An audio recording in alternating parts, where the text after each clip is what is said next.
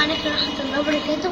النهارده مسلسل الليل والشارع هات الحاجات اللي في العربية. حلقة جديدة هنسلكم وهنعمل فيديو تاني. هات الحاجات بقى، هات الحاجات اللي جبناها. ايوه يلا واو اطلع هات التهيئ. هات البوص اللي هناك. لايكات يلا ما تنسوش الاشتراك واللايك طب هات البساط. والفولو وكل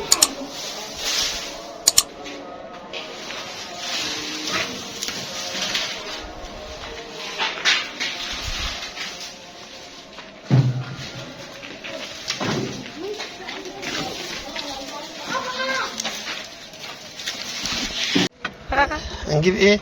رملة. طب يلا. الله شايفين الطيور؟ هات الطيور. طيور حلوة. هات شوية رملة من دول. سكي.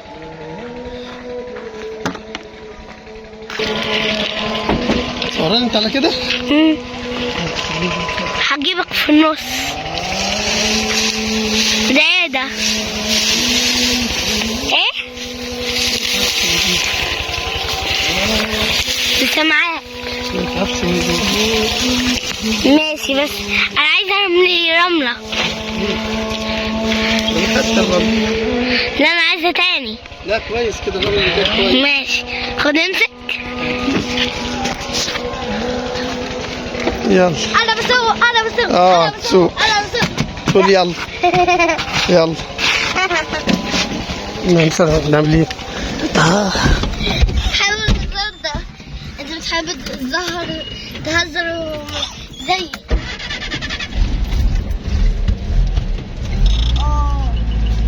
النهارده هقول لكم على اغنيه جميله جدا وطبعا طويله.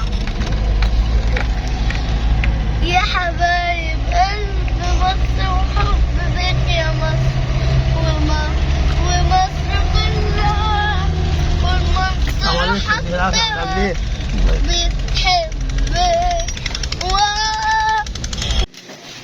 بابا. والجملة اللي كانت فين؟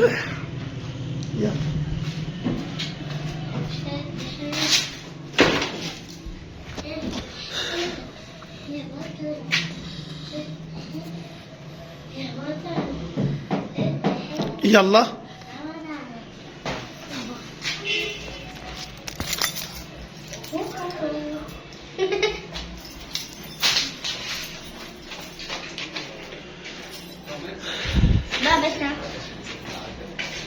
بابا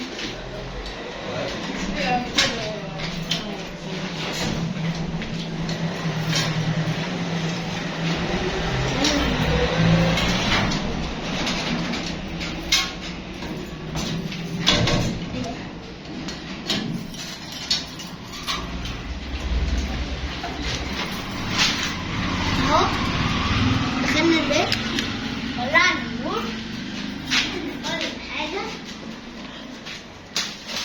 وقع يلا دخلي.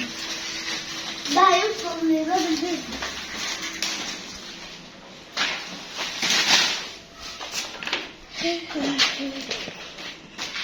تعال مساعد. تعال يا عم مشرفنا في القناة. اتفضل معنا يا كمون. ليه بس؟ الله يخليك يا كمون. الأولاد كويسين؟ تسلم يا غالي.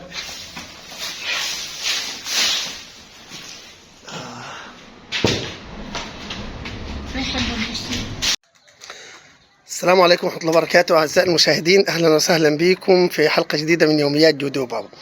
هنا معنا يعني تجربة صغيرة وبسيطة جدا، إن إحنا من برميل ملقى أو مهمل على السطح تم استخدامه وتعبئته أصلا بالتربة الطينية وإعداده إنه يكون مجال خصب للزراعة. البرميل أساسا تم زراعة عنبة فيه، هي كانت جاية شتلة العنب الحمد لله، بس هنا داخل مع العنب ده العنب وده ورق العنب. داخل معانا هنا طبعا ايه نبات القتة اللي هو خضار يعني زي الخيار او مع عائلة العجور، ده القتة. وفي معاها هنا فلفل، يبقى هنا حطينا معاها يعني يعتبر نباتين. الفلفل سبحان الله مختلف الالوان هو طعمه. هنا الفلفل وهذه القتة معانا كلها طبعا ورد ومزهرة. وده بداية الخروج مين؟ الخروج الثمار اللي هي هتكون في طول الثمرة دي وبتكبر. وعلى فكرة طلعت قد وأنا خدتها وأكلت منها الحمد لله. اللهم صل على النبي. أول مرة أكل من الخضار على السطح. التجربة دي بسيطة جدا، واحنا قلنا نبدأ بيها ونحاول قدر المستطاع ان احنا نعمل حاجة على السطح بدل ما كل حاجة بنشتريها. والحمد لله يعني الله أكبر. واللهم صل على سيف بستلة من المهملات اللي على السطح. ده خوخ يا جماعة. احنا جبناها شتلة خوخ وجبناها برضه بالأشجار والورقات دي ماتت وطلعت تاني الحمد لله الورق ده. وهنا زرعنا معاها بدنجان. دي بدنجان اللي هو مد النوار دوت. اللهم صل على سيدنا محمد صلى الله عليه وسلم. ده البدنجان ده نوار بدنجان. وهنا معاها برضو زرعنا قتة بذرة والحمد لله نجحت وظهرت اهو، وبدأ يظهر ايه الورد اللي هو الزهور الخاصة بالثمار. التجربة التانية دي على السطح. يعني احنا نبات الخوخ ولسه برميل صغير، ان شاء الله هنجيب له برميل كبير عشان خاطر الخوخة بتحتاج برميل كبير، مش هينفع البرميل الصغير. وبرضو نجحت وكانت تجربة كويسة. ننتقل بيكم بقى بعد كده على طبعا. هنا البامية كبرت ما شاء الله، وهنا مزروع بقدونس وكزبرة تقريبا. وبدأ الحمد لله يؤتي ايه يعني خير، الحمد لله خير ان شاء الله. وفي على فكرة بذرة او 2 أو 3 قرع كوسة في الجوانب لسه تقريبا ما ظهرش. يا رب ان شاء الله يكون خير. لكن الجرجير او البقدونس او الكزبرة متهيألي الحمد لله طلع. ودي التجربة دي زرعنا ملوخية. ده ملوخية يا جماعة الحمد لله الحمد لله. يعني ما شاء الله بدأت النباتات اهي تظهر، ومعانا اهو ما شاء الله بدأ يطلع. دي ملوخية. فكرة بسيطة. وبرضه صندوق خشبي كان خاص بعدادات كهرباء النظام القديم. الصندوق كان مهمل وتم استغلاله وعمل يعتبر يافطة إعلانية بلاستيك المهمل اللي كنا جايبينها لبعض الإعلانات، ورحنا حاطينها وبدأنا إن احنا نحط فيها تربة. والتربة معانا احنا التربة مخلطة بالرمل وبنضيف عليها بعض النشار. ومعانا هنا السماد اللي البلدي تاني. وده تم زراعة فيه على فكرة البامية ما شاء الله كبرت اهي. الجزء اللي هناك دوت اللي هو اللي خضر دوت ده ملوخية برضه ترشف كده على جنب عشان اشوفه. وده فيه على ما اظن جرجير. وتقريبا في برضه الثمار بدأت تظهر، او قصدي اللي هو بدأ انه ايه النبات يظهر. واتزرع فيه برضه بذرة او 2 قرع كوسة. ما شاء الله تبارك الله. اللهم صل على النبي. دي الملوخية اللي اتنشرت على الجنب وطلعت ما شاء الله. وهنشوف باذن الله هنتابع مع حضراتكم. ودي الباميه كبيره اهو بدات تكبر وتطلع ان شاء الله هتؤتي ثمار يعني. هنا اعدادات من الجرادل والبراميل. بدانا نجمع الملقى والمهمل على السطح عشان نستغله في الزراعه. برضه في صندوق تاني لسه بيتم تعديله وتوضيبه، وهيتم تعديل الصندوق من الخشب وبعد كده اضافه اليافطه وتطعيمه عشان يمنع الميه من التسرب. وهنا التشكيله بتاعتنا الخاصه بدول حاجات ممكن تكون موجوده عندك. دي نشاره خشب. دي نشارة خشب احنا بنستخدمها دايما.